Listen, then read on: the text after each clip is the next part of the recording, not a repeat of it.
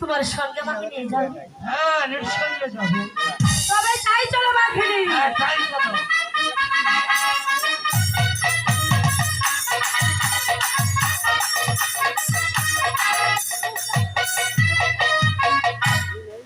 এই তো আমার বাসায় এসেছি। বাঘিনী হ্যাঁ বলো। আজ 7 দিন হয় হ্যাঁ এতে আমি পঞ্চবর্ষের গর্ভবতী। কি বলছি? আমি কোনো খানা খাইনি, হ্যাঁ তুমি আমাকে কিছু খেতে দিবে?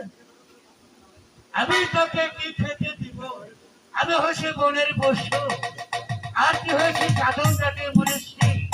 তুই একটি কাজ কর, যদি এই নগর মাঝে চলে যা, নগর মাঝে গেলে